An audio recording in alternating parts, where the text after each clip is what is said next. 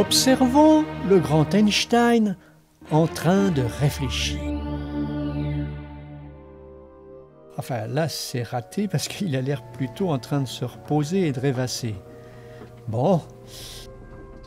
Alors, observons le physicien Schrödinger. Il est en plein travail. Ah ben non. Il est en train de penser à son chat, on dirait. Pas de chance. Alors voici le philosophe Hilary Putnam, un spécialiste des sciences. Oh mais qu'est-ce qui se passe? Ça va pas du tout. Ah mais j'ai compris, ça y est. Ces physiciens et ce philosophe sont en train de faire des expériences de pensée. Einstein est en train de réfléchir à la théorie de la relativité générale. Schrödinger se pose des questions de mécanique quantique. Et Hilary Putnam s'interroge sur la confiance que nous pouvons accorder à nos sensations pour comprendre le monde. Des expériences de pensée, il y en a toujours eu, imaginées par les plus grands esprits. C'est ça, tout simplement. Enfin, tout simplement, c'est vite dit. Parce que tout de même, normalement, les scientifiques, ce sont des gens sérieux. On aimerait mieux les entendre développer des raisonnements rigoureux. Là, on les surprend en train d'inventer des scénarios un peu farfelus tout de même. D'abord, que vient faire la fiction, l'imagination dans les sciences? Et puis d'ailleurs, comment est-il possible d'atteindre le vrai en partant du faux? De comprendre le réel en raisonnant sur des choses fictives, hein? Bon, regardons de plus près. Einstein imagine un ascenseur loin de tout dans l'espace, tiré par une force constante. Bon, d'accord. Ah, il remarque que si un physicien lâche un objet, cet objet est rejoint par le plancher de l'ascenseur qui est en accélération constante. Alors le physicien aura l'impression d'être sur une planète et de subir la gravité.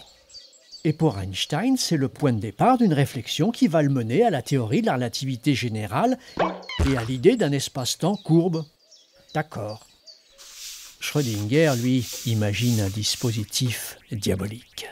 Il y a d'abord un malheureux chat, un flacon de gaz mortel, qui peut être brisé par un marteau, lui-même actionné par un compteur Geiger, lorsque ce compteur perçoit une activité dans une toute petite quantité de matière radioactive, si petite qu'elle contient un seul noyau qui, dans l'heure qui vient, peut se désintégrer, tuant ainsi le pauvre chat, ou bien rester stable, les deux hypothèses ayant une égale probabilité.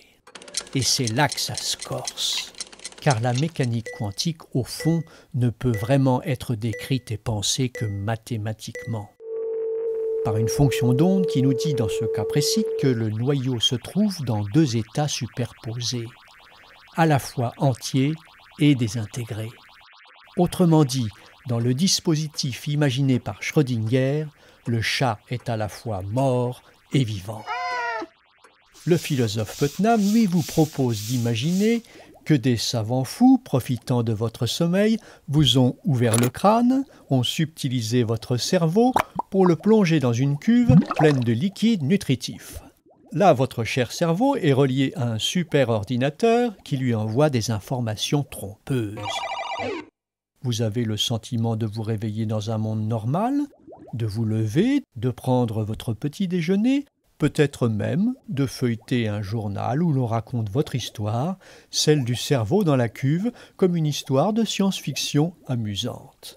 La question est, quel moyen avez-vous d'être sûr que cela n'est pas réellement arrivé, que vous n'êtes pas un cerveau manipulé dans une cuve? Voilà comment Putnam nous fait réfléchir à la réalité de la réalité. Comment Schrödinger nous initie au paradoxe de la physique quantique, et comment Einstein propose une nouvelle façon de comprendre la notion de masse. Finalement donc, il n'est pas si paradoxal de penser qu'on peut partir de la fiction pour arriver à des idées scientifiques, valides ou éclairantes. Les expériences de pensée permettent de créer des situations dans lesquelles le raisonnement va pouvoir échapper à la routine, se remettre en cause, découvrir de nouvelles perspectives. L'imagination est créatrice dans les sciences aussi. à condition bien sûr d'être accompagné d'un raisonnement solide.